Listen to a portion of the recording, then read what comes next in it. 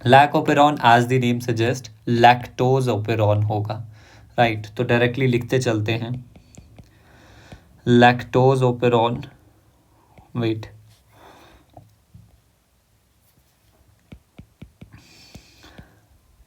Lactose और lac operon, कि normally कैसा ओपेरॉन है, it is a inducible operon.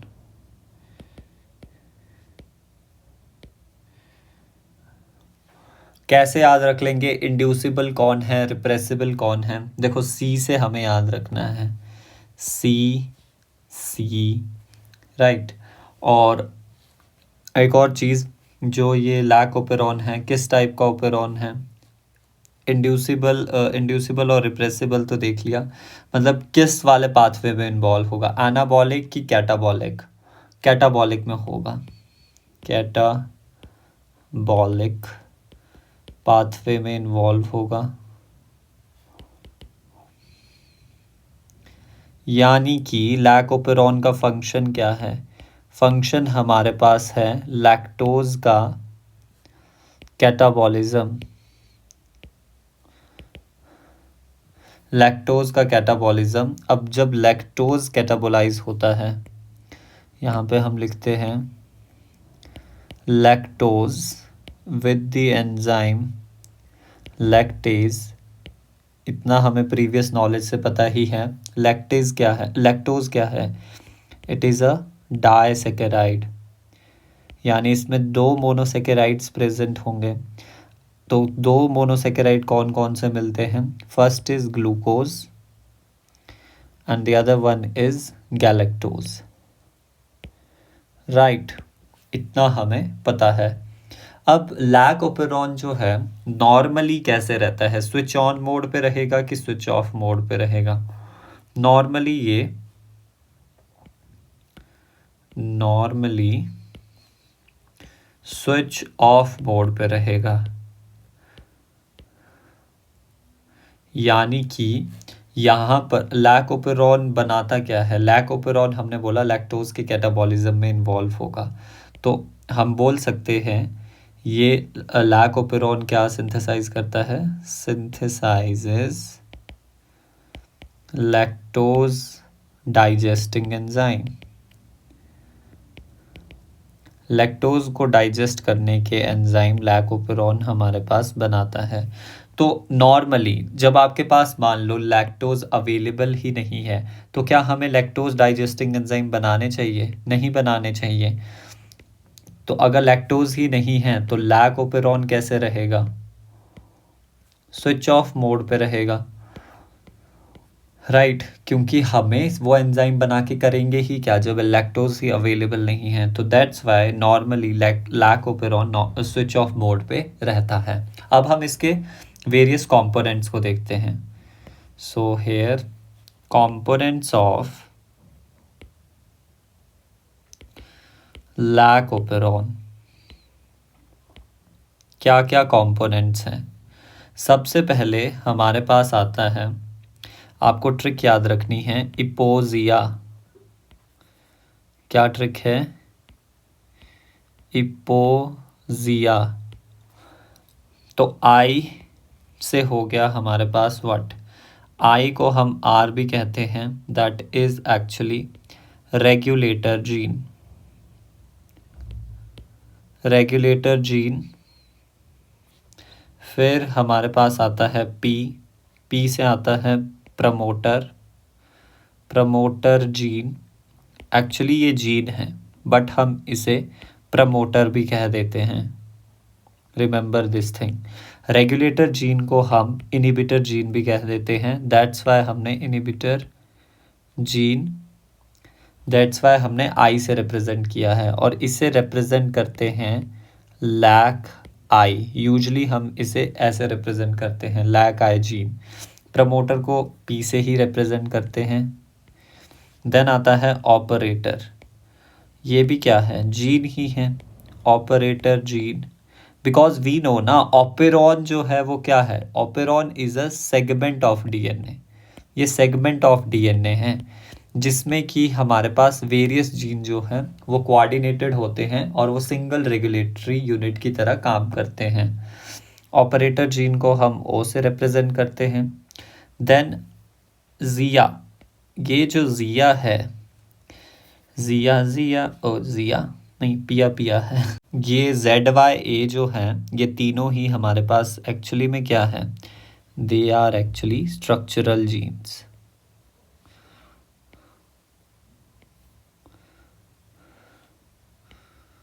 तो लिख देंगे यहाँ पे स्ट्रक्चरल जीन्स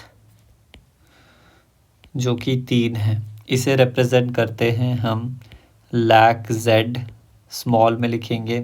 इसे रिप्रेजेंट करते हैं लैक Y से, लैक वाई जीन, एंड इसे रिप्रेजेंट करते हैं लैक A से। कैसे याद रख सकते हैं, हम याद रखते हैं XYZ ऐसा होता है, बस उसे उल्टा कर दो, ZY, X की जगह हम क्या डाल देंगे, एज डाल देंगे।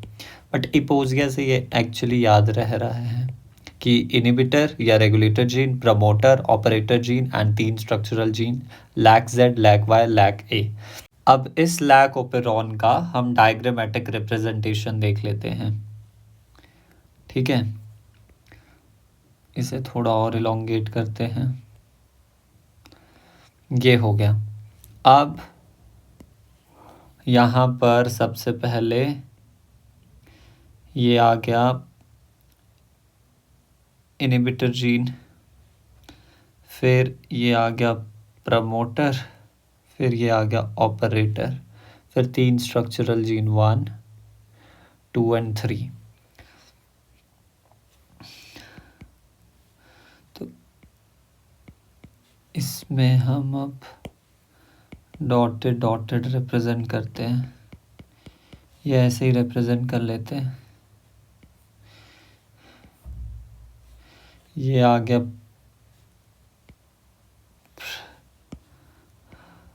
इनिबिटर जीन, फिर इसमें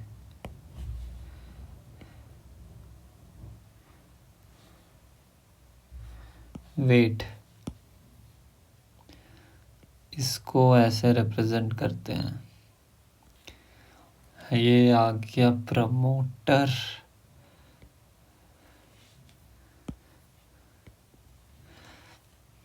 फिर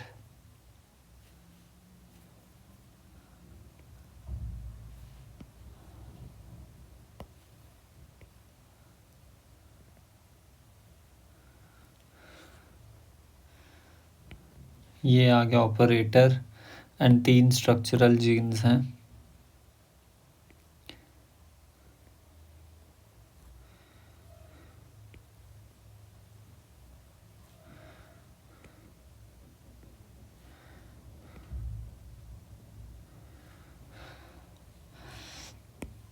So this is actually lac Z gene, lac Y gene and this is lac A gene। तो ये तीनों हो गए हमारे पास क्या, स्ट्रक्चरल जीन्स हो गए।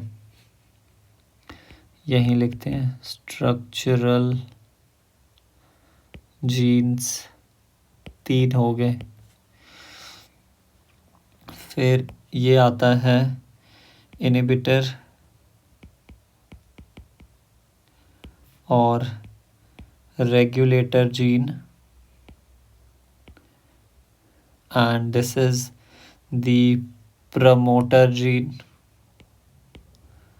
इसे हम प्रमोटर भी लिख सकते हैं, and this is actually the operator. अब थोड़ा इसको एक्सटेंड करें, वेट,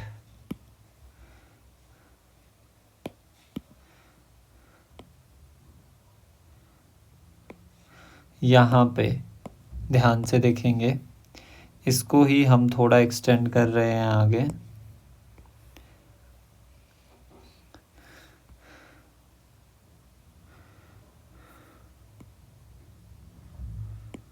यहाँ पे जो ये आपका इनिबिटर जीन था या रेगुलेटर जीन था, इसका भी हमारे पास क्या प्रेजेंट होता है, प्रमोटर प्रेजेंट होता है।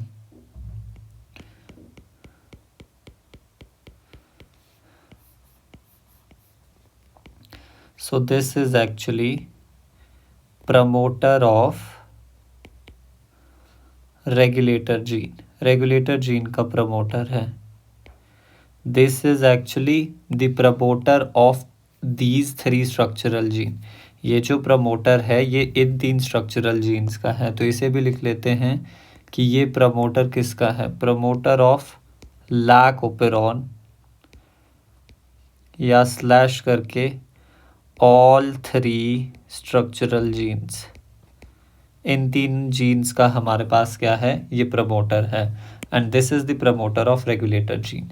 So this entire is basically what, ये पूरा हमारे पास जो है ये रेगुलेट लैक ओपेरॉन है, लैक ओपेरॉन. और इसको हम बेसिकली क्या कह देते हैं, इसको बेसिकली हम बोल देते हैं रेगुलेटरी पार्ट. 3 जो स्ट्रक्चरल जीन थे उन्हें हम रिप्रेजेंट कर लेते हैं, ये एंड ये तीनों हमारे पास स्ट्रक्चरल जीन्स थे. अब एक चीज़ आपको थोड़ा ध्यान रखनी है, इनके बेसिकली फंक्शंस के बारे में हम देखेंगे, देन हम फर्दर इनको आगे डिस्कस करेंगे. तो सबसे पहले हम देखते हैं रेगुलेटर जीन के बारे में. रेगुलेटर जीन एक्चुअली है क्या.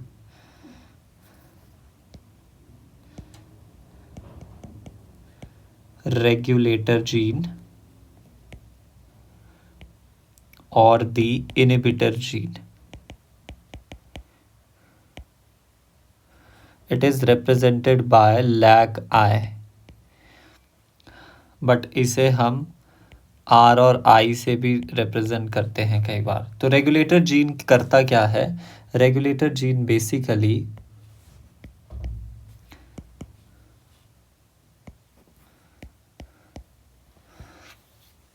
Produces regulatory protein. Regulatory protein produce करेगा और उस रेगुलेटरी प्रोटीन का नाम क्या है, नोन एज रिप्रेसर प्रोटीन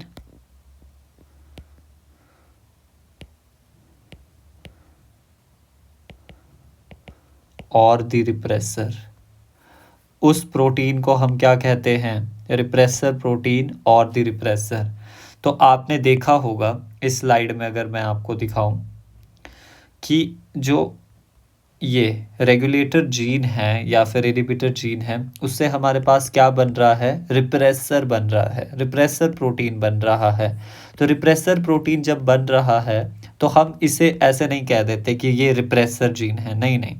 जब कभी भी हम रिप्रेसर बोल रहे हैं उसका सिंपली मतलब क्या है, whenever we talk about repressor उसका मतलब सिर्फ और सिर्फ प्रोटीन ही है.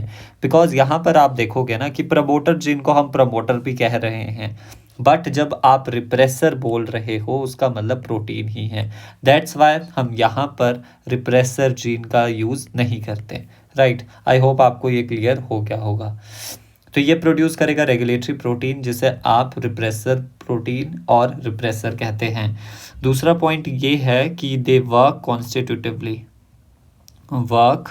कॉन्स्टिट्यूटिवली. क्या मतलब है इसका, अगर रेगुलेटर जीन कॉन्स्टिट्यूटिवली काम कर रहा है, मैंने आपको बताया है एक होते हैं कॉन्स्टिट्यूटिव जीन, एक होते हैं non constitutive genes. Non constitutive genes क्या होते हैं, जो ओकेजनली काम करते हैं, कभी कभी काम करेंगे जब उनकी ज़रूरत होगी. बट कॉन्स्टिट्यूटिव और हाउसकीपिंग जीन जो है वो एक्टिव हमेशा रहते हैं, which means they work always. तो कॉन्स्टिट्यूटिवली का क्या मतलब है, work constitutively remain active always.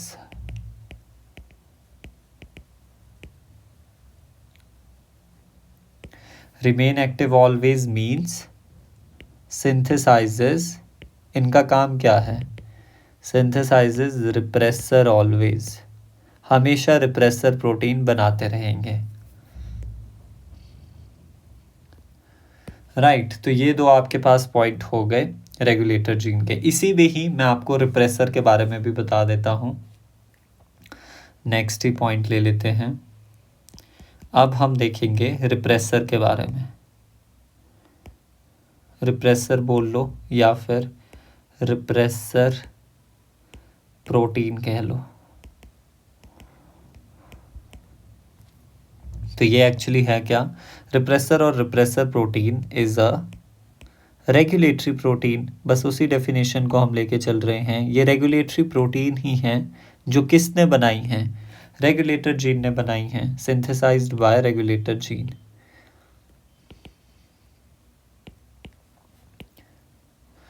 Synthesized by regulator gene. अब नॉर्मली जो आपके पास, ये देख लो, यहाँ इस वाले पॉइंट की बात हो रही है कि जो आपके पास ये रेगुलेटर है ना, ये रेगुलेटर जीन है, इससे कुछ ना कुछ तो mRNA बनेगा पहले, फिर उससे प्रोटीन बनेगी। वो जो प्रोटीन बन रही है उस प्रोटीन को ही हम क्या बोल रहे हैं? रिप्रेसर प्रोटीन कह रहे हैं। अब रिप्रेसर प्रोटीन के ही बारे में हम थोड़ा देखेंगे। दैट normally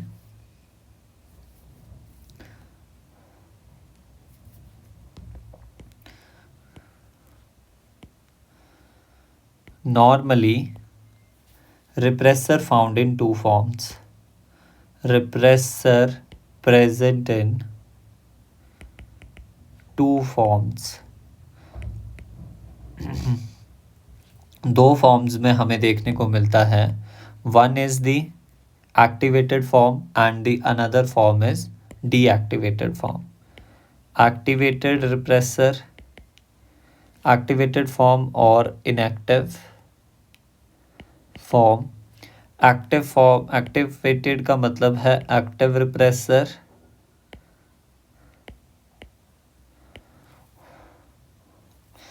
और यहाँ पर मतलब है डीएक्टिवेटेड रिप्रेसर, जिसे कि आप क्या भी कहते हैं,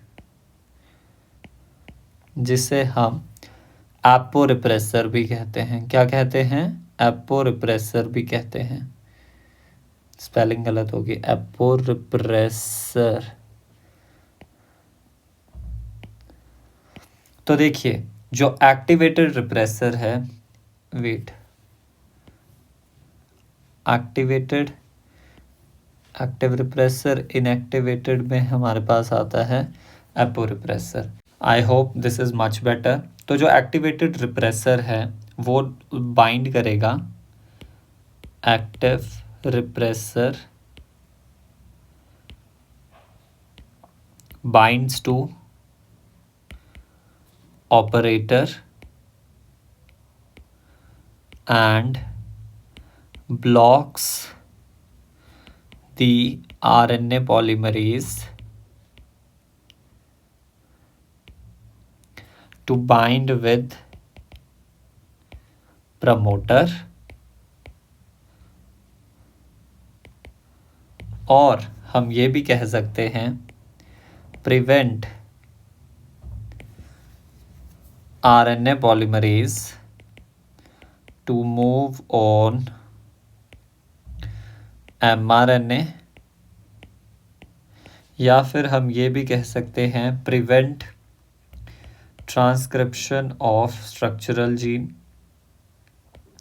स्ट्रक्चरल जीन्स की ट्रांसक्रिप्शन हमारे पास आप प्रिवेंट कर रहे हो, या फिर आप प्रिवेंट कर रहे हो व्हाट? आप प्रिवेंट कर रहे हो वर्किंग ऑफ ऑपरेटर जीन। ये अभी समझ आएगा क्यों हम ऐसा बोल रहे हैं, वर्किंग ऑफ ऑपरेटर जीन। या फिर हम सिंपली बोल सकते हैं switch off the operon. Activated repressor जो है वो किसके साथ बाइंड करेगा? ऑपरेटर के साथ बाइंड करेगा। अगर ऑपरेटर के साथ वो बाइंड हो चुका है तो वो आरएनए पॉलीमरेज को ब्लॉक कर रहा है कि वो प्रमोटर के साथ बाइंड ना करे, प्रिवेंट कर रहा है आरएनए पॉलीमरेज को टू मूव ऑन एमआरएनए, या फिर हम बोल सकते हैं कि वो प्रिवेंट कर रहा है ट्रांसक्रिप्शन ऑफ स्ट्रक्चरल जीन, या फिर वो प्रिवेंट कर रहा है वर्किंग ऑफ ऑपरेटर जीन, या फिर वो स्विच ऑफ करवा रहा है ओपेरॉन को। बात ऑल इन ऑल एक ही है। नेक्स्ट जो आपके पास इनएक्टिवेटेड रिप्रेसर होता है उसको हमने क्या कह दिया, एपो रिप्रेसर कह दिया। अब इनएक्टिवेटेड रिप्रेसर, एक चीज़ और स्टूडेंट्स, यहाँ पर मैं आपको जो लैक ओपेरॉन है ना, lac operon and tryptophan operon, उनको साथ के साथ साइमल्टेनियसली क्या करवाता चलूँगा, डिस्टिंग्विश करवाता चलूँगा, बिकॉज फिर आपको बाद में ना बहुत सारा थ्योरी हो जाता है लैक का भी एंड ट्रिप्टोफैन का भी, फिर उनको कंपैरेटिवली पढ़ना थोड़ा मुश्किल होता है, इसलिए साथ साथ ही जो टर्म्स हैं उनको मैं लेके चल रहा हूँ। जैसे जो एपो रिप्रेसर है, लैक ओपेरॉन का ये पार्ट नहीं है, ये आपका पार्ट है ट्रिप्टोफैन ओपेरॉन का, बट मैं इसको साथ के साथ लेके चल रहा हूँ because it is a part of repressor. तो इनएक्टिवेटेड जो रिप्रेसर होता है, एक्टिवेटेड रिप्रेसर और इनएक्टिवेटेड रिप्रेसर के बारे में बात कर रहे हैं हम। इनएक्टिवेटेड रिप्रेसर जो है, do not binds to the, do not binds and block the operator, operator के साथ ना वो बाइंड करता ना उसको वो ब्लॉक करेगा। So not, this will not prevent this apo repressor, spelling गलत हो रही है, apo repressor do not switch off the operon, ये स्विच ऑफ नहीं करवाएगा, राइट। अब एक्टिवेटेड रिप्रेसर जो है वो हमारे पास कहाँ प्रेजेंट होगा, ये प्रेजेंट होता है लैक ओपेरॉन में, एंड एपो रिप्रेसर जो है वो हमारे पास ट्रिप्टोफैन ओपेरॉन में प्रेजेंट होता है। Remember these thing. तो हमने पढ़ा कि अभी तक क्या पढ़ा, रिप्रेसर क्या है, किसके बारे में पढ़ रहे हैं, रिप्रेसर के बारे में। एक्सक्यूज मी, रिप्रेसर जो है वो किसने बनाया है, रेगुलेटर जीन और इनहिबिटर जीन, नाम एक ही है, इन्होंने बनाया है। और ये रिप्रेसर प्रोटीन जो है किसके साथ बाइंड करती है, ऑपरेटर के साथ बाइंड करती है। अब जो रिप्रेसर है ये दो फॉर्म में मिलता है, या तो आपके पास एक्टिव फॉर्म में मिलेगा या डीएक्टिवेटेड फॉर्म में। एक्टिव फॉर्म में मिलता है वो ऑपरेटर के साथ बाइंड करता है और वो ओपेरॉन को स्विच ऑफ करा के रखता है। बट जो डीएक्टिवेटेड फॉर्म होता है उसका नाम पता होना चाहिए, एपो रिप्रेसर है।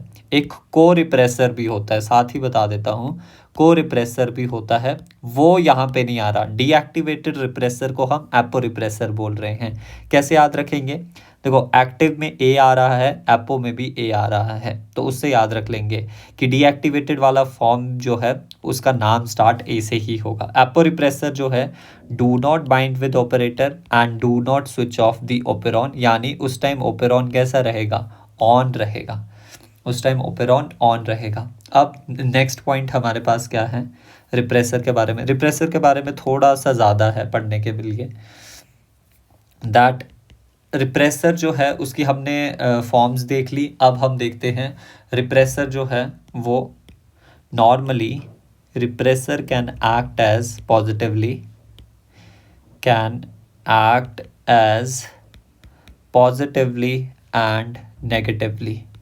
अब इसका क्या क्या मतलब है, पॉजिटिवली का सिंपली मतलब होता है क्या वो बताता हूँ, और नेगेटिवली का क्या मतलब होता है वो बताता हूँ। पॉजिटिवली का सिंपली मतलब है कि रिप्रेसर स्विच ऑन करके रखेगा, switch on the operon.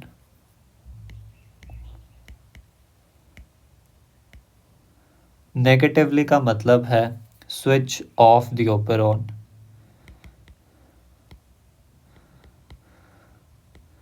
Switch off the operon. Now I think much better. Switch on का मतलब है कि वो स्विच ऑन करके रखेगा ओपेरॉन को। ऐसा कब होगा, एग्जाम्पल के लिए एपो रिप्रेसर जो होता है, एपो रिप्रेसर, अगेन बोल रहा हूँ, apo repressor is a part of tryptophan operon, but आपको समझना तो सारा ही है, तो इसीलिए मैं साइमल्टेनियसली दोनों को बढ़ा रहा हूँ। एपो रिप्रेसर जो है, डू नॉट बाइंड्स विद, हमें पता है डू नॉट बाइंड्स विद किसके साथ, हमें पता है रिप्रेसर जो है वो ऑपरेटर के साथ ही बाइंड करता है। Apo repressor do not binds with operator. अब वो ऑपरेटर के साथ बाइंड नहीं कर रहा तो वो क्या कर रहा है, do not blocks do not blocks the operator, और उसकी वजह से क्या होगा, ट्रांसक्रिप्शन होगा ऑफ स्ट्रक्चरल जीन,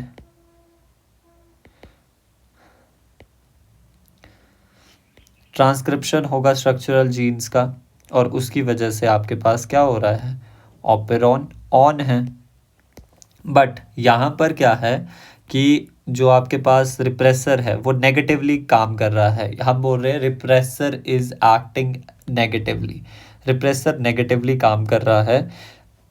इसका मतलब है कि वो ऑपेरॉन को स्विच ऑफ करके रख रहा है। तो एग्जाम्पल में हमारे पास जो एक्टिव रिप्रेसर होता है, active repressor of lac operon, aporepressor of tryptophan operon. इसे आपको याद रह जाएगा ना कौन किसका रिप्रेसर है। Active repressor of lac operon जो है वो हमारे पास क्या करेगा, बाइंड्स एंड ब्लॉक्स, उसी बात को हम दोबारा से लिख रहे हैं, बस पॉजिटिवली एंड नेगेटिवली का मतलब समझाना था। Binds and blocks the operator gene, जिसकी वजह से क्या होगा, ट्रांसक्रिप्शन ऑफ स्ट्रक्चरल जीन्स नहीं होगा, एंड देयरफॉर हमारे पास क्या हो जाएगा, ओपेरॉन जो है वो स्विच ऑफ रहेगा। ठीक है, ओपेरॉन जो है वो स्विच ऑफ मोड पे रहेगा। तो अभी तक हम दो बातें डिस्कस कर चुके हैं कि नॉर्मली रिप्रेसर जो है वो दो फॉर्म्स में मिलता है, active and inactive form, and normally repressor can act as positively and negatively. Positively means switch on the operon, negatively means switch off the operon. अब हम कुछ और बातें डिस्कस करेंगे विद रिगार्ड टू रिप्रेसर, यहीं पे लिखते हैं that रिप्रेसर इवेंचुअली जो है, इवेंचुअली रिप्रेसर ने किसके साथ बाइंड करना है, repressor binds and block the operator gene. ये पॉइंट आपको पता होना चाहिए कि फाइनली आपके पास रिप्रेसर ने जो है वो ऑपरेटर जीन के साथ ही बाइंड करना है एंड उसको ही ब्लॉक करना है, दस उसने क्या करवाना है, देयरफॉर अल्टीमेटली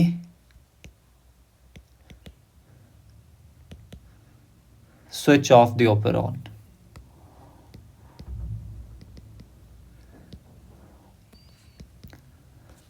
इसका फेट ये ही है कि इसने आपके पास ऑपरेटर के साथ जुड़ना है। किसका फेट, रिप्रेसर का फेट ये ही है कि इसने ऑपरेटर के साथ जुड़ना है और इसकी फंक्शनिंग को ब्लॉक करवाना है एंड अल्टीमेटली ओपेरॉन को स्विच ऑफ करवाना है।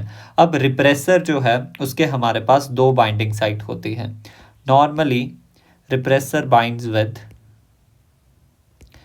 मतलब ये यूजुअल कंडीशंस हम बता रहे हैं, रिप्रेसर बाइंड्स विद, या फिर हम लिख देते हैं repressor has two binding sites,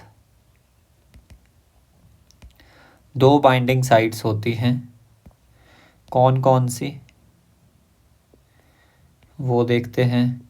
first is the operator, जो मेन है, हम बोल ही रहे हैं operator gene, and the second is effective chemical. Effective chemical का सिंपली मतलब है कोई सबस्ट्रेट होगा। अब आपके पास जो ऑपरेटर है वो तो हमारे को पता है ऑपरेटर ही है। अब सबस्ट्रेट हमारे पास दो बेसिकली हमें पढ़ने हैं, लैक्टोज एंड दी ट्रिप्टोफैन। अब यहीं पे ही देख लो, जो लैक्टोज है दैट इज अ इंड्यूसर, वो इंड्यूसर है, एंड ट्रिप्टोफैन जो है दैट इज अ को रिप्रेसर। दो बहुत सारी चीज़ें आ गई, एक आ गई एपो रिप्रेसर, एक आ गया को रिप्रेसर, राइट, एक आ गया इंड्यूसर, एक आ गया रिप्रेसर। तो बहुत सारी चीज़ें आ गई आपके पास। तो हमने कहा जो रिप्रेसर है, रिप्रेसर कौन सा, कोई भी हो सकता है। It could be active repressor और it could be deactivated repressor. Active repressor को हम रिप्रेसर ही बोलते हैं नॉर्मली। डीएक्टिवेटेड रिप्रेसर को क्या बोलते हैं, ए से याद करवाया था, अगर ये ए है तो ये एपो रिप्रेसर कहलाएगा। अब डीएक्टिवेटेड रिप्रेसर एपो रिप्रेसर है। देखिए एक्टिव रिप्रेसर जो है वो डायरेक्टली ऑपरेटर के साथ बाइंड कर जाता है, बट जो एपो रिप्रेसर है वो डायरेक्टली ऑपरेटर के साथ बाइंड नहीं करता। तो जो आपके पास इनएक्टिवेटेड रिप्रेसर है वो हमारे पास जुड़ता है विद दी को रिप्रेसर। अगर आपको ये अभी समझ नहीं आ रहा, आगे चल के आई एश्योर्ड कि आपको समझ आ जाएगा, बट ये हमने जस्ट पॉइंट यहाँ पे लिख दिया है दैट रिप्रेसर की दो बाइंडिंग साइट होती है। फर्स्ट इज ऑपरेटर, ये तो अभी पता ही है, बताया कि इवेंचुअली रिप्रेसर को ऑपरेटर के साथ बाइंड करना है एंड उसके फंक्शनिंग को ब्लॉक करना है। बट दूसरी बाइंडिंग साइट भी है कि वो सबस्ट्रेट के साथ बाइंड कर सके। रिप्रेसर जो है वो सबस्ट्रेट के साथ बाइंड करता है। Either it could B lactose और द ट्रिप्टोफैन। लैक्टोज को हम इंड्यूसर कहते हैं, ट्रिप्टोफैन को को रिप्रेसर, इसलिए साथ में लिख दिया। अगर नहीं समझ में आ रहा तो अभी समझाऊंगा कि इंड्यूसर एंड को रिप्रेसर क्या है, वो मेरी ड्यूटी है। तो हमने ये सब कुछ डिस्कस कर लिया about the regulator gene and the repressor. Now we will discuss about, slide add करनी पड़ेगी, वेट, चलिए स्लाइड ऐड होगी। Now we will discuss about regulator gene हमने पढ़ लिया, रिप्रेसर पढ़ लिया। अब हम इंड्यूसर के बारे में बात करते हैं, व्हाट एग्जैक्टली इंड्यूसर मीन्स। तो इंड्यूसर सिंपली आपके पास क्या है, एक केमिकल ही है। अब वो केमिकल जो है वो सबस्ट्रेट हो सकता है, कोई हार्मोन हो सकता है और कोई मेटाबोलाइट हो सकता है, right. But the key point is inducer की बाइंडिंग साइट आपको पता होनी चाहिए। बाइंड्स विद, इंड्यूसर किसके साथ बाइंड करता है, रिप्रेसर के साथ। वेरी इंपॉर्टेंट, कौन सा repressor.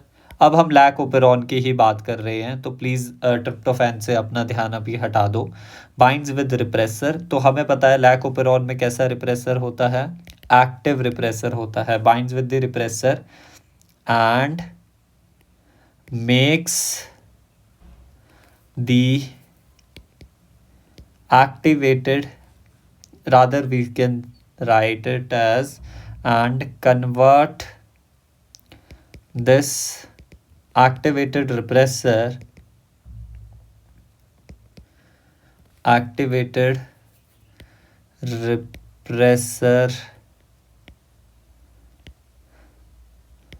into inactive repressor,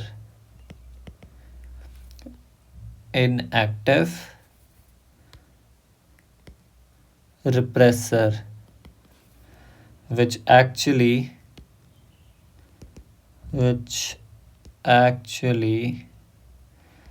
do not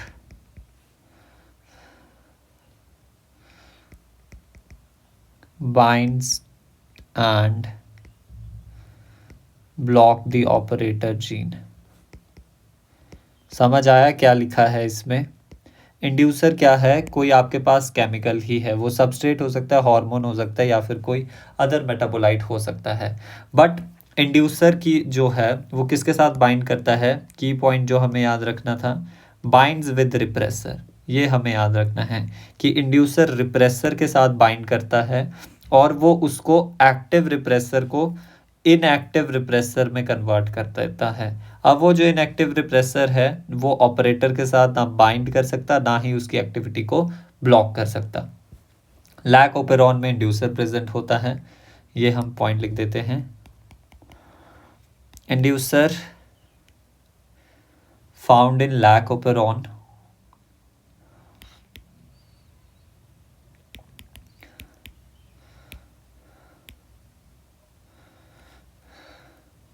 जो कि अल्टीमेटली क्या है, एलोलैक्टोज है।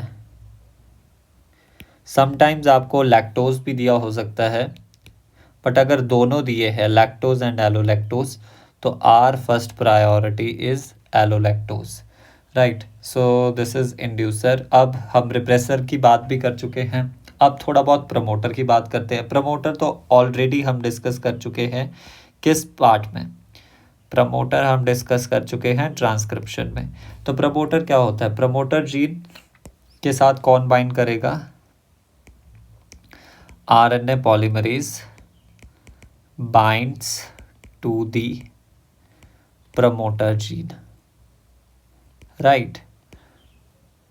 आरएनए पॉलीमरेज बाइंड करता है। नेक्स्ट हमारे पास ऑपरेटर आता है, ऑपरेटर जीन। तो ऑपरेटर जीन की अगर हम बात करें, so this is basically the gene lies, operator gene lies adjacent to the promoter and structural genes.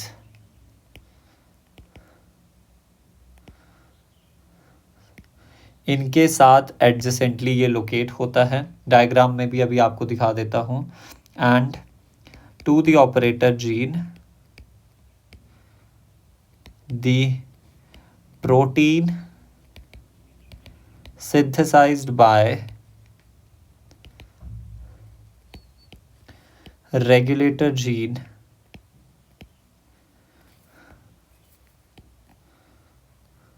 gets interacted। क्या बोल रहे हैं कि ऑपरेटर जीन के साथ वो protein, to the operator gene the protein which is synthesized by regulator gene gets interacted, जो कि एक्चुअली क्या है? वो रेगुलेटरी प्रोटीन है हमारे पास रिप्रेसर। अभी तो बताया कि रिप्रेसर ही आपके पास ऑपरेटर जीन के साथ इंटरेक्ट करता है। अब हम इधर एक पॉइंट लिख लेते हैं दैट द एक्सेसिबिलिटी, ये पॉइंट आपको पता होना चाहिए। एक्सेसिबिलिटी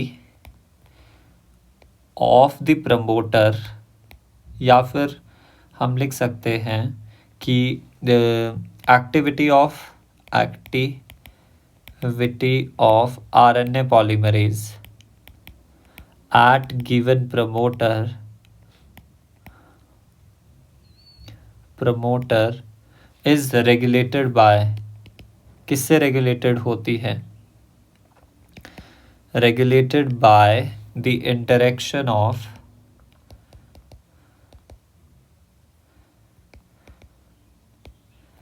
repressor protein, या फिर simply repressor, interaction of repressor and operator gene.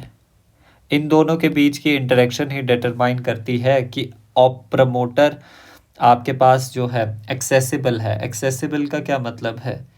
Accessibility का मतलब है यूजेबिलिटी और फंक्शनैलिटी, ये मतलब है। बिकॉज ये लाइन आपको देखने को मिलती है, तो इसका मतलब मैंने आपको समझा दिया दैट एक्सेसिबिलिटी ऑफ प्रमोटर या फिर किसी भी आरएनए पॉलीमरेज की गिवन प्रमोटर पे जो एक्टिविटी है that is regulated by the interaction of repressor with promoter.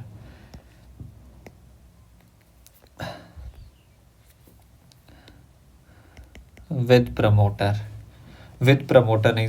Operator.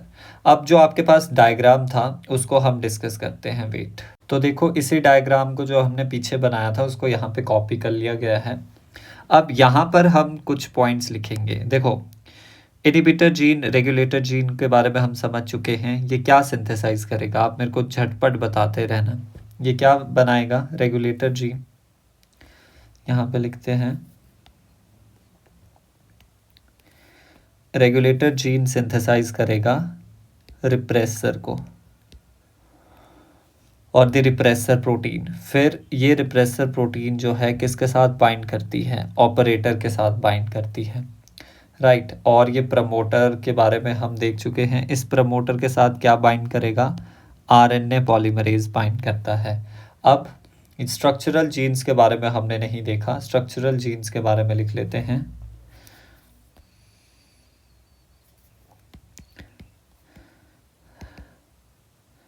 Structural genes या फिर हम इन्हें क्या बोले, सिस्ट्रॉन्स।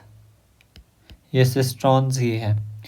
अब सिस्ट्रॉन का मतलब पता है आपको, ऐसा डीएनए का सेगमेंट जो कि किसके लिए कोड कर रहा है, प्रोटीन के लिए कोड कर रहा है।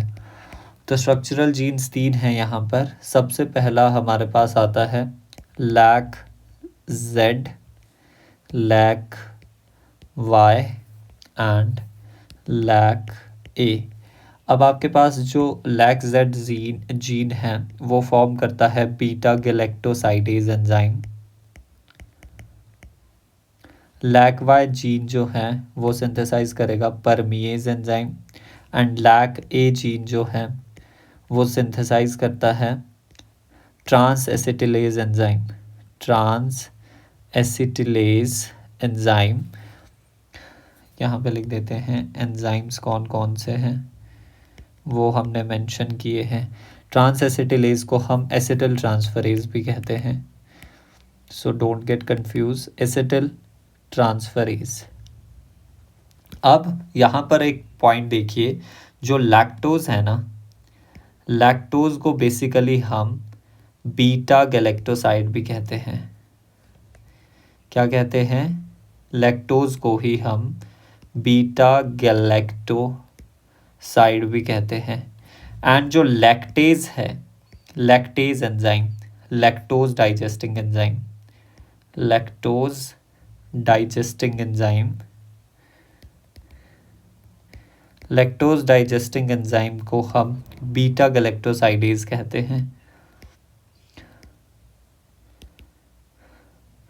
सो रिमेंबर वन थिंग, जो लैक्टेज है, lactase is not a single monomeric enzyme, lactase is a complex enzyme of 3 सब एंजाइम्स। लैक्टेज जो है वो कॉम्प्लेक्स एंजाइम है ऑफ 3 सब एंजाइम। और जो बीटा गैलेक्टोसाइडेज है ये हमारे पास एक्चुअली क्या है, मेन, वेट इसको थोड़ा किसी और से लिखते हैं, मेन लैक्टोज कैटाबोलाइजिंग एंजाइम। ये ही लैक्टोज को एक्चुअली तोड़ेगा, लिंकेज जो है उनके बीच, ग्लूकोज एंड गैलेक्टोज के बीच, उनको तोड़ेगा main lactose catabolizing enzyme. Next permease जो है ये प्लाज्मा मेम्ब्रेन को परमिएबल बनाएगा, made plasma membrane permeable for lactose, ताकि लैक्टोज सेल के अंदर आ सके। फॉर एग्जाम्पल ये आपके पास कोई सेल है, ठीक है, और यहाँ पर हमारे पास क्या है, लैक्टोज मान लेते हैं, दिस इज व्हाट, ये लैक्टोज है और ये हमारे पास ई कोलाई है। तो इसकी एंट्री एक्चुअली, लैक्टोज की एंट्री, ये लैक्टोज की एंट्री कौन अलाउ करता है, परमिएज एंजाइम, परमिएज अलाउ करता है लैक्टोज की एंट्री। ट्रांस एसिटिलेज क्या करेगा, ट्रांस एसिटिलेज जो है ये ऐड करता है कौन सा group, acetyl group. Acetyl group पता है ना क्या होता है, CH3COO and this is the R group, adds acetyl group to non-metabolites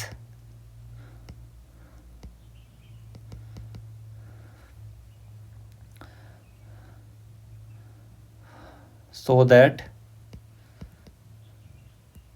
cell का डिटॉक्सिफिकेशन हो सके। ऑल्सो प्रिवेंट्स री-एंट्री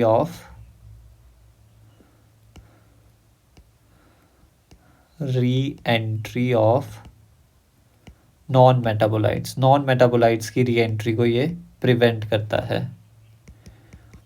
राइट, सो ये हो गया हमारे पास स्ट्रक्चरल जीन्स के बारे में, इनके फंक्शंस हमने देख लिए। तो हम यहाँ पे मेंशन कर सकते हैं लैक जेड ने क्या बनाया, लैक जेड ने हमारे पास बनाया बीटा गैलेक्टोसाइडेज एंजाइम। कैसे याद रखेंगे, बीपी ठीक है, बीपी ठीक है, तो बीटा गैलेक्टोसाइडेज इसने बनाया हमारे पास परमीएज एंजाइम, एंड ठीक से आ गया trans एसिटिलेज enzyme, trans एसिटिलेज enzyme, beta galactosidase, permease and trans एसिटिलेज enzyme. So this is all about the various components or the various part of the lac-operon. Now we will discuss about the regulation of the lac-operon. We saw ना कि जो regulation है वो positive regulation भी हो सकती है and negative regulation भी हो सकती है.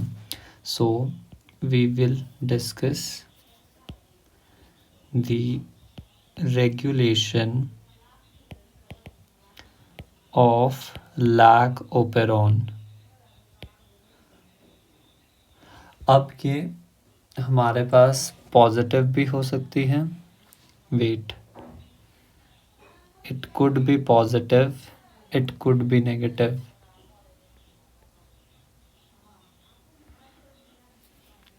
तो यहाँ पे लिख लेते हैं दैट पॉजिटिव रेगुलेशन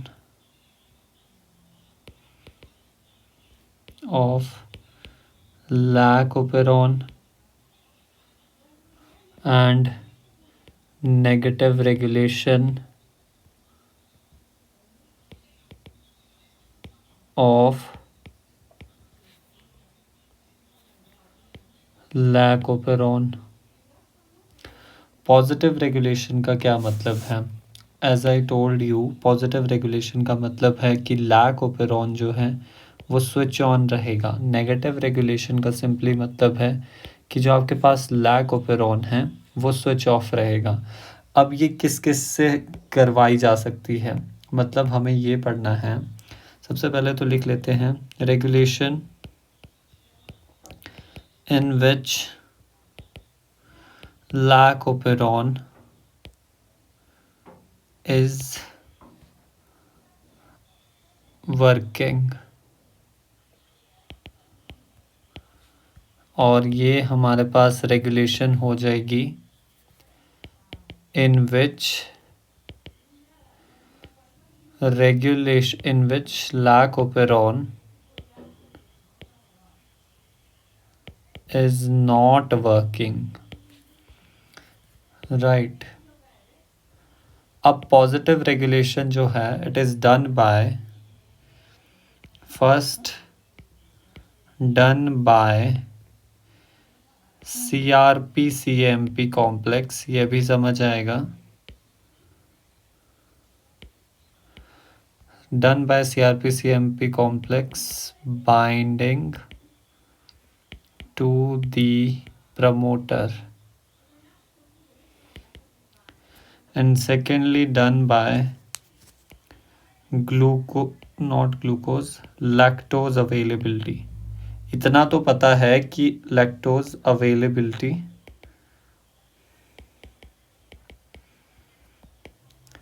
इतना हमें पता है ना कि रेगुलेशन lac-operon पॉजिटिव रेगुलेशन में कब होगा, मतलब ऑन कब होगा, जब आपके पास लैक्टोज होगा भैया. कि जब लैक्टोज आपके पास प्रेजेंट है तभी तो आपके पास lac-operon से जो लैक्टोज डाइजेस्टिंग एंजाइम है वो सिंथेसाइज होंगे और वो लैक्टोज को ब्रेक करेंगे. और तीसरा ये होगा, हमने पता है लैक्टोज जो जब प्रेजेंट होगा तब हमारे पास रिप्रेसर जो है उसका डीएक्टिवेशन भी होगा. तो डायरेक्टली लिखते हैं deactivation of repressor.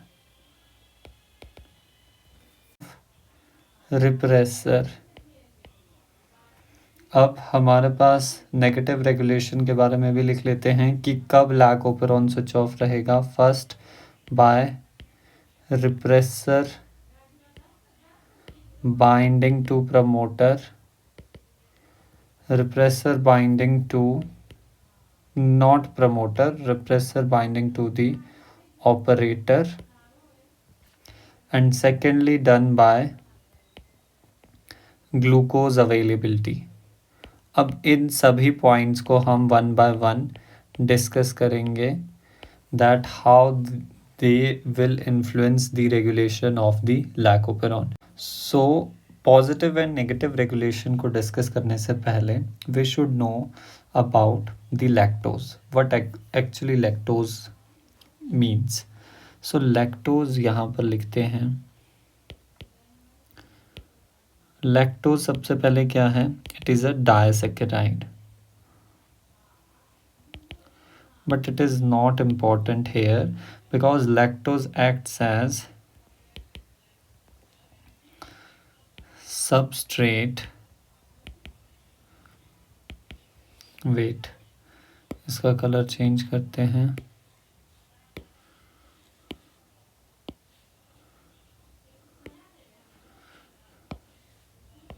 acts as substrate which initiates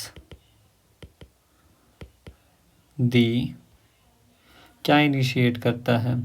initiate the lac operon,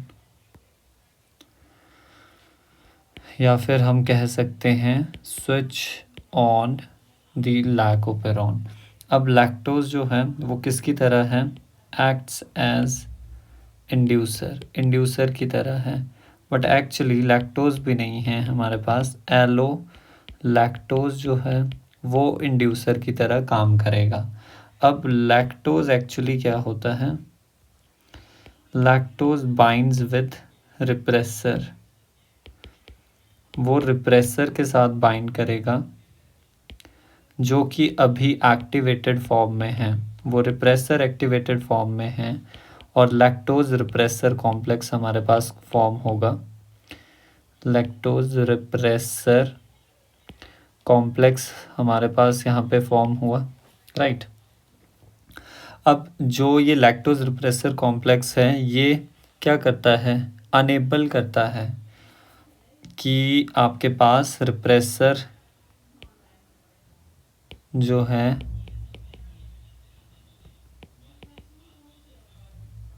repressor जो है वो आपके पास इनएक्टिवेट हो गया, inactivate and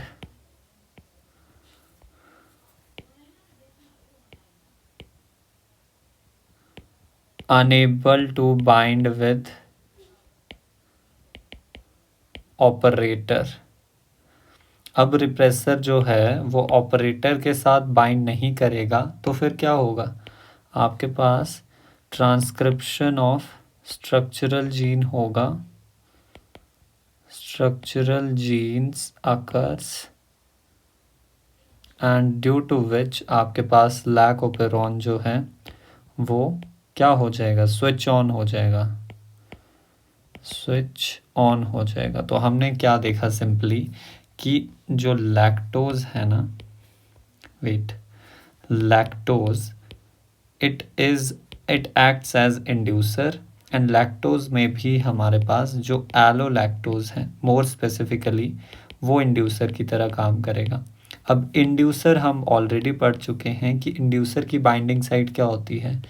that is the repressor. वो रिप्रेसर के साथ बाइंड करता है और जब इंड्यूसर रिप्रेसर कॉम्प्लेक्स बनता है तो वो जो एक्टिवेटेड रिप्रेसर है उसे डीएक्टिवेट कर देता है and that inducer repressor complex can't bind and block the operator. वो ऑपरेटर के साथ बाइंड नहीं कर सकता ड्यू टू विच ऑपरेटर हमारे पास फंक्शनल हो जाता है और हमारे पास ओपेरॉन जो है वो वर्क करता है. ओपेरॉन स्विच ऑन मोड पे चला जाता है, राइट. सो लैक्टोज के बारे में हम सब कुछ डिस्कस कर चुके हैं. अब यहाँ पर देख लेते हैं, ये हम देख सकते हैं this is the molecule of lactose. It is actually a disaccharide. Disaccharide है तो ये कंटेन करेगा हमारे पास दो monosaccharide unit, one is glucose and the another is galactose. The enzyme beta galactosidase, उसके दो फंक्शंस होते हैं. फर्स्ट ऑफ ऑल हमारे पास फॉर्मेशन करता है लैक इंड्यूसर का, जो कि एक्चुअली क्या है? एलोलैक्टोज, लैक इंड्यूसर किसे कहते हैं? एलोलैक्टोज को। और बीटा गैलेक्टोसाइडेज जो एंजाइम है वो कैटाबॉलिज्म ऑफ लैक्टोज भी करता है, यानी जो लैक्टोज है उसे ब्रेक करेगा into the glucose and the galactose. So beta galactosidase के दो फंक्शन हैं, first is the formation of lac inducer and the second is the catabolism of the lactose. अब नेक्स्ट हमारे पास यहाँ पर डायग्रामेटिकली अब हमें चीज़ों को समझना है। लैक ओपेरॉन यहाँ पर आपके पास दिया गया है, ये है हमारे पास इनहिबिटर और regulator gene, this is the promoter, operator and these three are structural genes, that is lac Z, lac Y and lac A. अब जो ये आपके पास आई है इसे हम लैक आई से भी रिप्रेजेंट करते हैं। ये फॉर्म क्या करेगा? रिप्रेसर एमआरएनए, रिप्रेसर एमआरएनए से हमारे पास रिप्रेसर प्रोटीन और दी रेगुलेटरी प्रोटीन सिंथेसाइज हो जाएगी। वी नो रेगुलेटरी प्रोटीन किसके साथ बाइंड करती है? रेगुलेटरी प्रोटीन और रिप्रेसर की दो बाइंडिंग साइट होती है, first is the operator and the second is the effective molecule. इतना पता है ना हमें। तो अभी किसकी बात हो रही है? सिर्फ और सिर्फ ऑपरेटर की, कि रिप्रेसर जो है वो ऑपरेटर के साथ बाइंड हुआ, तो जब रिप्रेसर ऑपरेटर के साथ बाइंड करेगा तो वो ऑपरेटर रीजन को क्या करेगा? प्रिवेंट करेगा RNA polymerase from transcribing the operon, यानी यहाँ पर ओपेरॉन जो है वो वर्क नहीं करेगा, यानी in absence of inducer. Inducer क्या है? एलोलैक्टोज, या समटाइम्स हमारे पास नॉर्मली लैक्टोज लिख के भी आता है, राइट। बट जब आपके पास इंड्यूसर प्रेजेंट है, तो इंड्यूसर प्रेजेंट है तो इसका जो लैक आई जीन है उसका तो कॉन्स्टिट्यूटिव एक्सप्रेशन होता है, यानी रिप्रेसर एमआरएनए अभी भी बनेगा एंड रिप्रेसर प्रोटीन अभी भी बनेगी। बट जब इंड्यूसर आ गया तो वो इंड्यूसर हमारे पास रिप्रेसर के साथ बाइंड करेगा। तो यहाँ पर हम देख सकते हैं रिप्रेसर इंड्यूसर के साथ बाइंड किया और ये इनएक्टिव रिप्रेसर बन गया। Now this inactive repressor can not bind with the operator. अगर आपके पास ऑपरेटर के साथ बाइंड नहीं हुआ रिप्रेसर प्रोटीन तो क्या होगा? इस ओपेरॉन का क्या होगा? एक्सप्रेशन होगा, यानी ओपेरॉन ऑन हो जाएगा यहाँ पर। और इन स्ट्रक्चरल जीन से, वेरियस स्ट्रक्चरल जीन से हमारे पास क्या बनेगा? एक लैक एमआरएनए बनेगा। लैक एमआरएनए फिर हमारे पास कोड करेगा वेरियस डिफरेंट एंजाइम को, जैसे लैक जेड जो पोर्शन होगा इस वाले एमआरएनए पे वो कोड करेगा बीटा गैलेक्टोसाइडेज को, लैक वाई वाला पोर्शन जो है वो परमीएज को, एंड लैक ए वाला पोर्शन ट्रांसएसिटिलेज को काम करेगा। ऑल इन ऑल जब आपके पास इंड्यूसर की एब्सेंस है, यानी कि लैक्टोज एब्सेंट है, तो हमारे पास ओपेरॉन भी कैसा होगा? ओपेरॉन भी ऑफ होगा। बट जब आपके पास लैक्टोज प्रेजेंट है, लैक्टोज जब प्रेजेंट है तो आपके पास ओपेरॉन ऑन हो जाएगा। Very common and very obvious, because अगर लैक्टोज नहीं है, मान लो लैक्टोज नहीं है, तो ओपेरॉन चलाने का काम ही क्या है? बिकॉज ओपेरॉन का काम तो यही है ना कि वो लैक्टोज डाइजेस्टिंग एंजाइम बना सके। और अगर जब आपके पास लैक्टोज प्रेजेंट है तो आपके पास स्ट्रक्चरल जीन का एक्सप्रेशन जो है वो होगा, यानी ओपेरॉन का एक्सप्रेशन होगा, सो दैट जो लैक्टोज है वो कैटाबोलाइज हो सके और उससे ग्लूकोज एंड गैलेक्टोज फॉर्म हो सके। और ग्लूकोज से फिर हमें एक्चुअली क्या डिराइव करना है? एटीपी। फिर नेक्स्ट हमारे पास थोड़ा सा और एडवांस हम देखेंगे, थोड़े और अच्छे से समझाया है कि यहाँ पर क्या है। First of all lac operon region and the lac regulatory region. हमारा कंसर्न यहाँ पर अभी लैक रेगुलेटरी जीन से है। जो लैक रेगुलेटरी जीन है उसके पास अपना प्रमोटर एंड अपना टर्मिनेटर होगा। ये लैक रेगुलेटरी जीन की बात की है जो पिंक से रिप्रेजेंट है, अपना प्रमोटर अपना टर्मिनेटर। और ये हमारे पास एक्चुअली लैक रेगुलेटरी जीन है और ये क्या फॉर्म करेगा? ये फॉर्म करेगा रिप्रेसर को। तो इसे हम लैक आई से रिप्रेजेंट कर रहे हैं जीन को। अब फिर हमारे पास आता है लैक ओपेरॉन में, इसमें इसका अपना प्रमोटर होगा, अपना टर्मिनेटर होगा, देन एक्स्ट्रा एडिशनली ऑपरेटर भी होगा एंड 3 स्ट्रक्चरल जीन्स प्रेजेंट होंगे, राइट। ये ऑलरेडी हम डिस्कस कर चुके हैं। यहाँ पे मेन कंसर्न क्या है कि जब lac repressor protein constitutive expression हो रहा है, वो किसके साथ बाइंड करता है? ऑपरेटर के साथ बाइंड करता है, एंड वो फिर क्या करता है? स्ट्रक्चरल जीन का एक्सप्रेशन को प्रिवेंट करता है। बट जब आपके पास यहाँ पर रिप्रेसर प्रोटीन तो कॉन्स्टिट्यूटिव एक्सप्रेशन हो रहा है, बट जब यहाँ पर इंड्यूसर आ गया, दैट इज़ द एलोलैक्टोज मॉलिक्यूल, तो इंड्यूसर रिप्रेसर के साथ बाइंड करेगा और फिर वो उस रिप्रेसर को क्या बना देगा? इनएक्टिव बना देगा, और वो ऑपरेटर के साथ बाइंड नहीं कर सकता। अब ऑपरेटर खाली है तो आरएनए पॉलीमरेज इनको ट्रांसक्राइब करेगा इन ऑल स्ट्रक्चरल जीन्स को, and as a result of which हमारे पास डिफरेंट लैक्टोज डाइजेस्टिंग एंजाइम्स बनेंगे। ये स्लाइड इसलिए लगाई है कि समटाइम्स, वैसे तो हमने क्या बोला, इस जीन को हम इनिबिटर जीन और रेगुलेटर जीन कहते हैं। क्या कहते हैं? इनिबिटर जीन और रेगुलेटर जीन कहते हैं। बट समटाइम्स, वेरी रेयरली, आपके पास इसको रिप्रेसर जीन भी कह दिया गया है। बट रिमेंबर दिस थिंग, जब आपके पास रिप्रेसर बोला है ना क्वेश्चन में, तो वो किसकी बात कर रहे हैं? वो जीन की बात नहीं कर रहे। रिमेंबर दिस पॉइंट, वो आपके पास रेगुलेटरी प्रोटीन की बात कर रहे हैं, यानी वो प्रोटीन जो कि हमारे पास रेगुलेटर जीन ने बनाई हैं, रेगुलेटर जीन ने बनाई हैं। Remember this point, please remember this point. तो हमने रेगुलेशन ऑलरेडी पहले ही डिस्कस कर ली है कि रेगुलेशन लैक ओपेरॉन की पॉजिटिव रेगुलेशन भी हो सकता है, नेगेटिव रेगुलेशन भी हो सकता है। अब हम देखेंगे पॉजिटिव रेगुलेशन को, राइट। सो ये मैंने पीछे से ही स्लाइड से कॉपी कर लिया। तो पॉजिटिव रेगुलेशन में हमने देखा है दैट कि लैक ओपेरॉन काम करेगा। अब सबसे पहले सीआरपी सीएमपी कॉम्प्लेक्स को समझते हैं। देखिए, जो आपके पास सीएमपी है, सीआरपी सीएमपी कॉम्प्लेक्स, सीएमपी की अगर मैं बात करूं, so it is known as cyclic AMP, right. और ये स्मॉल न्यूक्लियोटाइड है, स्मॉल न्यूक्लियोटाइड derived from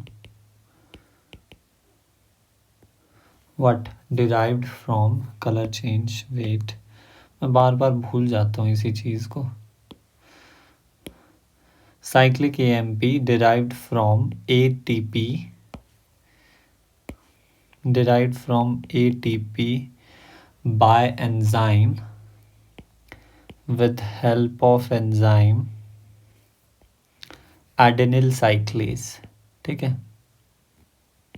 ये एंजाइम हमारे पास इन्वॉल्व होता है जिससे कि हमारे पास साइक्लिक एएमपी बनती है।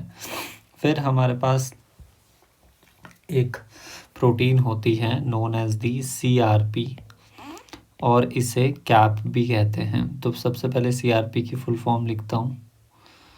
सीआरपी इज एक्चुअली, लैग हो रहा है, wait, cyclic AMP receptor protein,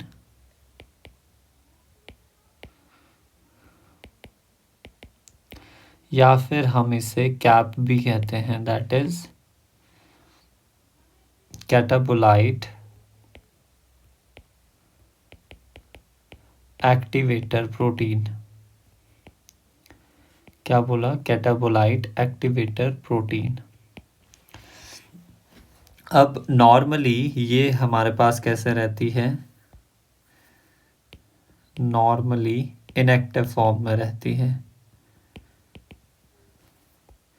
क्यों? इसका रीज़न दे देते हैं। बिकॉज नॉर्मली आपके पास लैक ओपेरॉन जो है वो कैसे रहता है? स्विच ऑफ मोड पे रहता है। Normally lac operon switch off mode पे रहता है, और ये सीआरपी जो प्रोटीन है, that is catabolite activator protein, ये हमारे पास नॉर्मली इनएक्टिव रहता है। But when binds with, but when CRP binds with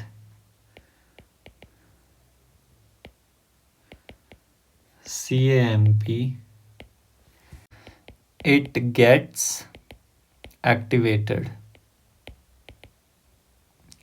तो वो एक्टिवेट हो जाता है। तो CRP CMP कॉम्प्लेक्स जो है that is wait CRP CAMP complex, ये किसके साथ बाइंड करेगा? बाइंड्स टू द प्रमोटर, ये प्रमोटर के साथ बाइंड करता है एंड ये प्रमोट करता है, यहीं पे लिख देते हैं, promotes binding of RNA polymerase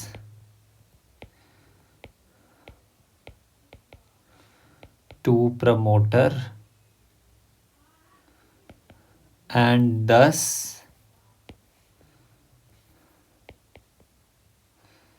promotes or initiates the lacoperon।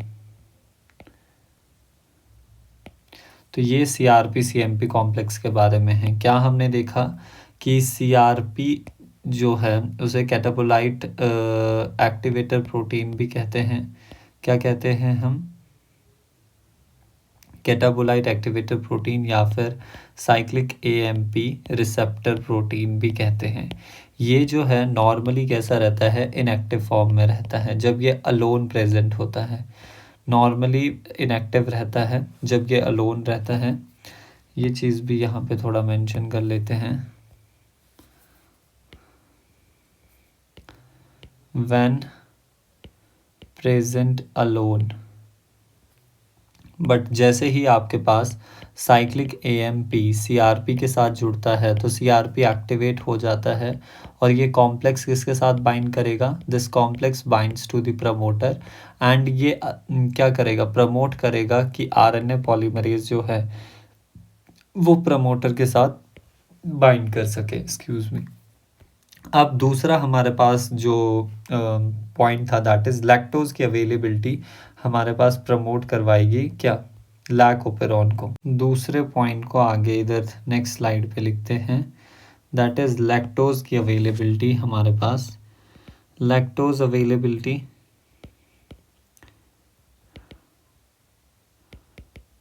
And repressor deactivation, इनको साथ ही पढ़ेंगे हम।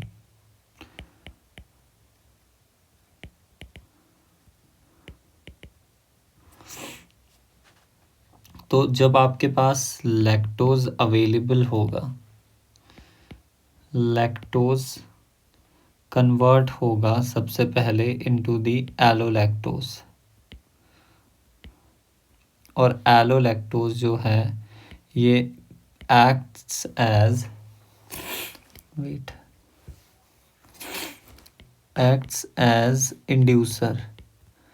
इंड्यूसर की तरह ये काम करेगा। लैक्टोज एलोलैक्टोज में कन्वर्ट हुआ with the enzyme beta galactosidase. अब एलोलैक्टोज इंड्यूसर की तरह काम करेगा और इंड्यूसर का हमें पता है ये किसके साथ बाइंड करता है? Binds to repressor.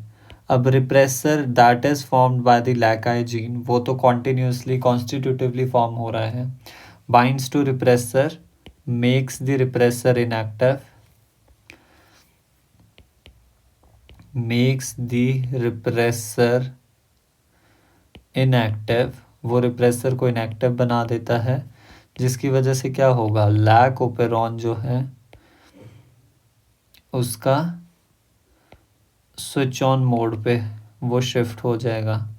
Lac operon switch on हो जाएगा और लैक ZYA से हमारे पास इन जीन्स से हमारे पास क्या बनेंगे? एंजाइम्स बनेंगे।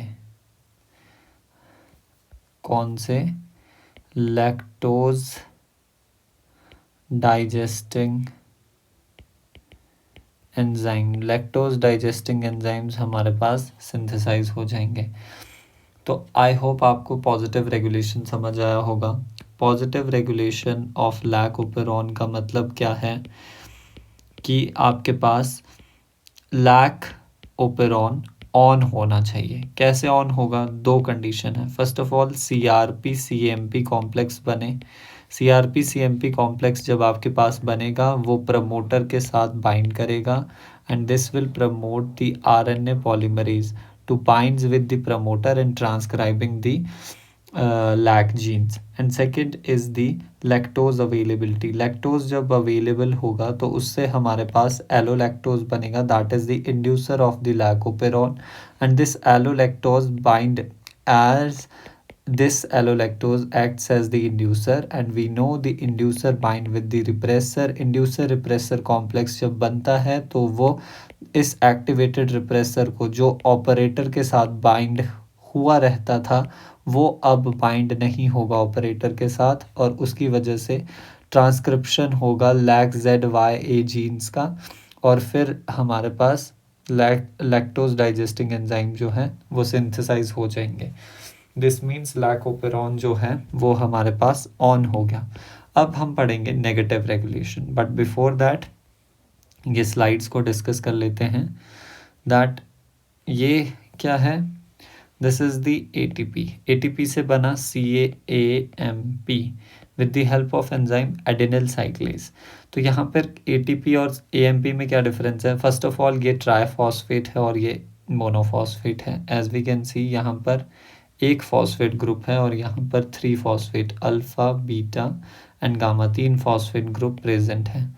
ऑल्सो यहाँ पर ये साइक्लिक AMP क्यों बोल रहे हैं इसको? बिकॉज जो ये फॉस्फेट का O है वो बॉन्ड कर चुका है विद द 5 प्राइम कार्बन। उसके साथ तो बॉन्डिंग होती ही है। देखो 5 प्राइम जो कार्बन है उसके साथ बॉन्डिंग तो होती ही है फॉस्फेट के OH की, बट जो आपके पास फॉस्फेट का ये वाला OB जो फ्री था ना उसने 3 प्राइम OH के साथ बॉन्डिंग कर ली। यहाँ पे हम देख सकते हैं 3 प्राइम का जो OH था उसके साथ फॉस्फेट के OH ने बॉन्डिंग कर ली। दैट्स वाई ये हमारे पास साइक्लिक AMP बन गया। नेक्स्ट हमारे पास आता है CRP CMP कॉम्प्लेक्स को पढ़ रहे हैं CAP, that is the catabolite activator protein. वो इनएक्टिव होता है जब तक वो अकेला प्रेजेंट होता है, बट जब उसके साथ 4 CMP मॉलिक्यूल, ये याद रखेंगे 4 CMP मॉलिक्यूल जुड़ जाएंगे तो वो एक्टिवेटेड हो जाएगा। जब ये एक्टिवेट हो गया तो CAP CMP कॉम्प्लेक्स जो है वो क्या करेगा? प्रमोटर के साथ बाइंड करेगा। अब CAP CMP कॉम्प्लेक्स जो है वो प्रमोटर के साथ उसकी साइट होती है वहाँ पर जाके जुड़ेगा और वो प्रमोट क्या करवाएगा? RNA पॉलीमरेज की बाइंडिंग टू दी प्रमोटर और उसकी वजह से यहाँ पर क्या हो जाएगा? mRNA जो है वो ट्रांसक्राइब हो जाएगा।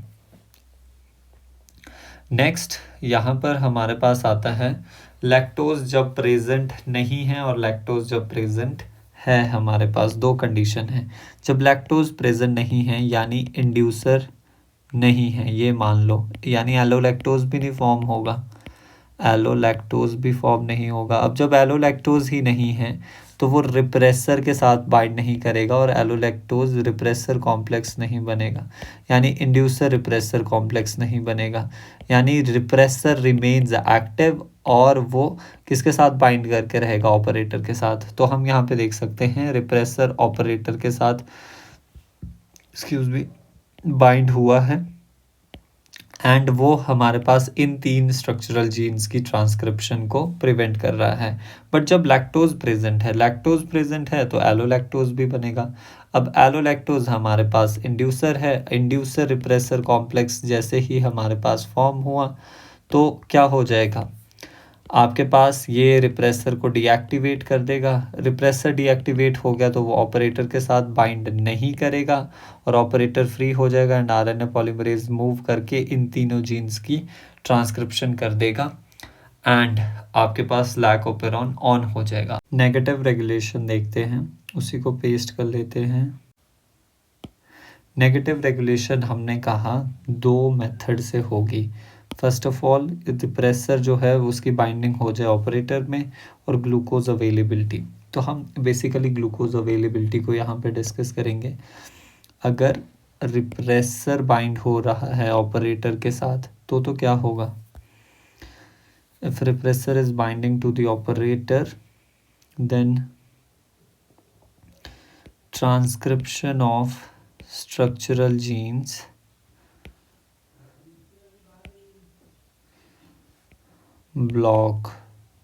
ब्लॉक हो जाएगी।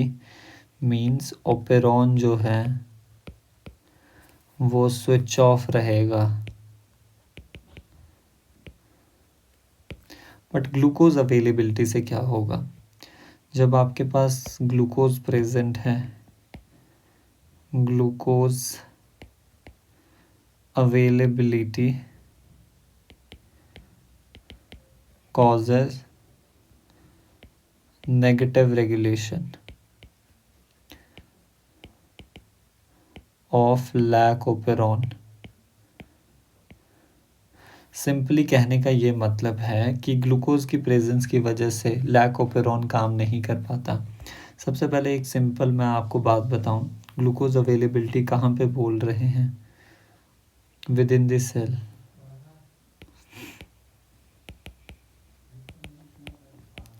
With in E coli cell. जो ई कोलाई है उसके अंदर आपके पास ग्लूकोज अवेलेबिलिटी है। अब मान लेते हैं ये ई कोलाई है, इसके पास ग्लूकोज है। अगर भैया इसके पास ग्लूकोज है ना, तो वो क्यों लैक्टोज को तोड़ेगा? लैक्टोज से तोड़ के भी हमारे पास क्या मिलना है? लैक्टोज जब डाइजेस्ट होता है गैलेक्टोज मिलता है एंड ग्लूकोज मिलता है।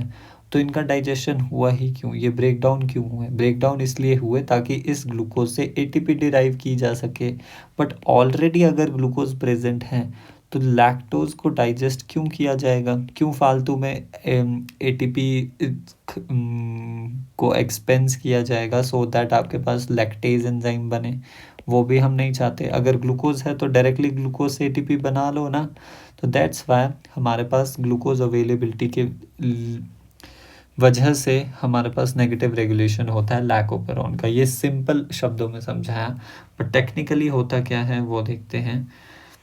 ड्यू टू ग्लूकोज, जब आपके पास हाई ग्लूकोज होता है,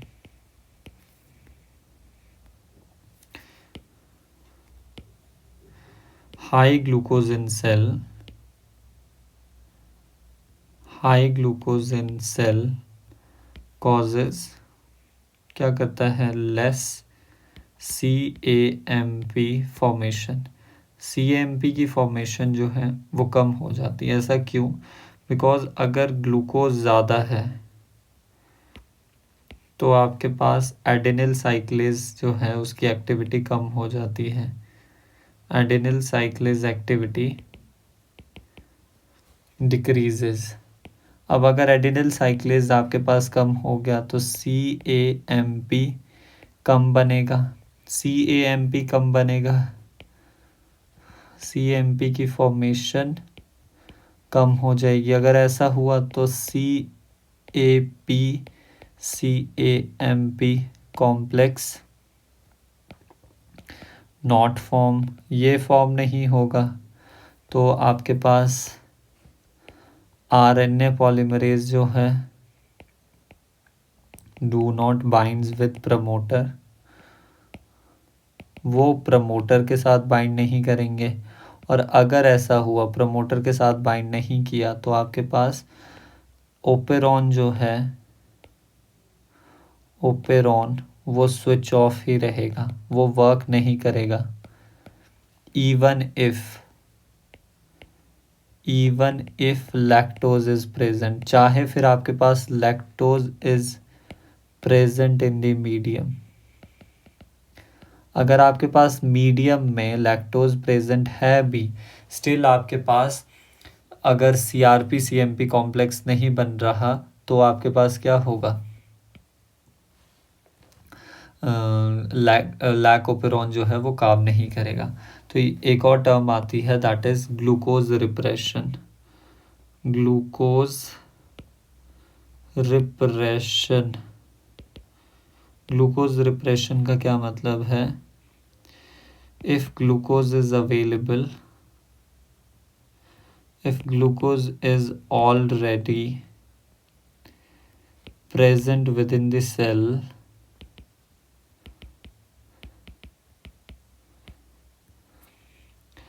then lac operon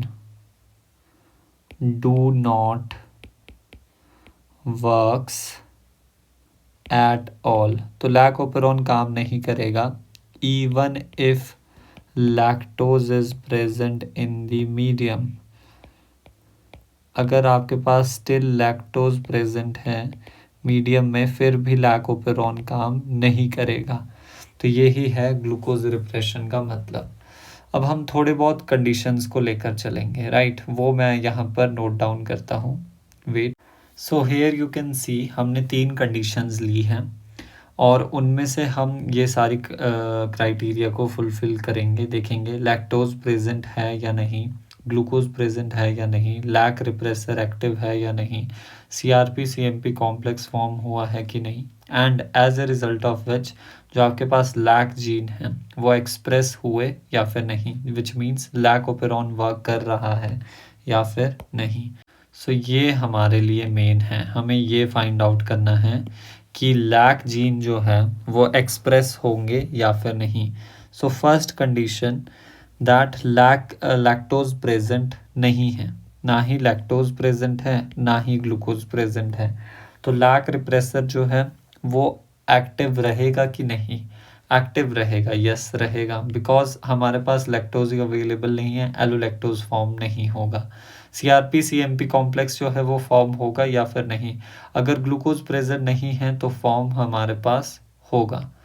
बट अगर ये फॉर्म हो भी रहा है तो आपके पास लैक रिप्रेसर ने तो स्टिल ऑपरेटर को ब्लॉक करके रखा है। ऑपरेटर अगर ब्लॉक है तो आपके पास लैक ZYA जीन्स का एक्सप्रेशन नहीं होगा।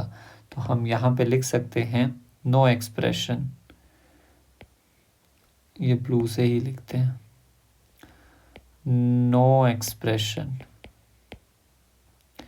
नेक्स्ट कंडीशन है हमारे पास कि जो लैक्टोज है वो प्रेजेंट है, ग्लूकोज है वो भी प्रेजेंट है। अब जब आपके पास ग्लूकोज प्रेजेंट है, लैक्टोज प्रेजेंट है, तो उससे लैक रिप्रेसर एक्टिव रहेगा कि नहीं? नहीं रहेगा, नो। क्यों? बिकॉज लैक्टोज, ऐसा क्यों हुआ?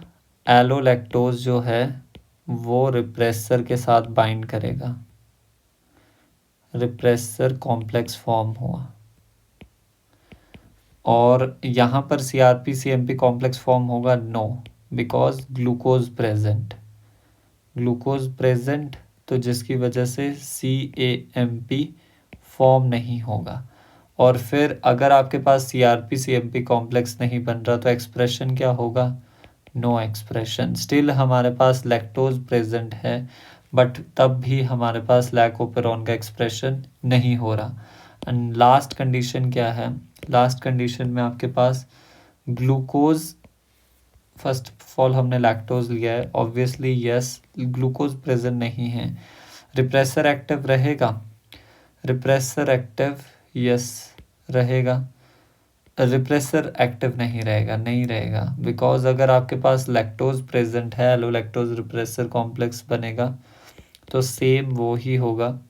नेक्स्ट हमारे पास सीआरपी सीएमपी कॉम्प्लेक्स फॉर्म होगा, यस फॉर्म होगा, बिकॉज ग्लूकोज कम है तो आपके पास CAMP फॉर्म होगा और उसकी वजह से CRP CAMP कॉम्प्लेक्स भी हमारा फॉर्म होगा। और एक्सप्रेशन क्या हमारे पास जीन का होगा? यस, एक्सप्रेशन अकर।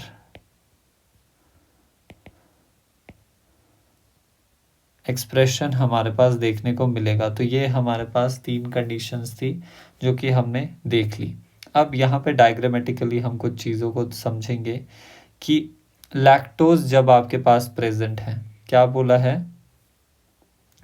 लैक्टोज प्रेजेंट है एंड ग्लूकोज की कमी है। देखो लैक्टोज जब प्रेजेंट है ना, इसका सिंपली मतलब है कि ऑपरेटर फ्री है हमारा, बट ग्लूकोज भी स्केयर है। ग्लूकोज स्केयर है इसका मतलब है CAMP फॉर्म हो रही है विच मीन्स CRP-CAMP कॉम्प्लेक्स भी फॉर्म हो रहा है। तो ये जब आपके पास फॉर्म हो रहा है तो ये RNA पॉलीमरेज को बाइंड होने में हेल्प करेगा, जिसकी वजह से ऑल इन ऑल आपके पास ऑपरेटर जो है, ऑपरेटर नहीं, ऑपेरॉन जो है वो आपके पास काम करेगा। तो अबंडेंट लैक mRNA सिंथेसाइज होगा। नेक्स्ट कंडीशन हमारे पास ये है कि लैक्टोज प्रेजेंट है। अब लैक्टोज प्रेजेंट है तो आपके पास एलोलैक्टोज बनेगा। एलोलैक्टोज बनेगा तो वो रिप्रेसर के साथ बाइंड करेगा और वो ऑपरेटर को फ्री करवाएगा। बट ग्लूकोज भी प्रेजेंट है यार, अगर ग्लूकोज हाई है तो CAMP जो है वो कम बनेगा, CRP-CAMP कॉम्प्लेक्स हमारे पास नहीं बन पाएगा, जिसकी वजह से ओपेरॉन जो है लैक mRNA सिंथेसाइज नहीं होगा और काफ़ी कम होगा, राइट। तो ये लो ग्लूकोज एंड हाई ग्लूकोज का केस हम ऑलरेडी डिस्कस कर चुके हैं। अगर लो ग्लूकोज है तो आपके पास लैक ओपेरॉन ऑन रहेगा बिकॉज CAMP उस टाइम फॉर्म हो रहा है। एंड जब हाई ग्लूकोज है तब चाहे अगर आपके पास लैक्टोज भी प्रेजेंट है तब भी आपके पास CAMP कॉम्प्लेक्स नहीं बन रहा और आपके पास लैकोपेरॉन का एक्सप्रेशन नहीं हो पाएगा। लो ट्रांसक्रिप्शन हम देख सकते हैं हाई ग्लूकोज के केस में and high transcription at low glucose level. For more such videos and concepts do like share and subscribe.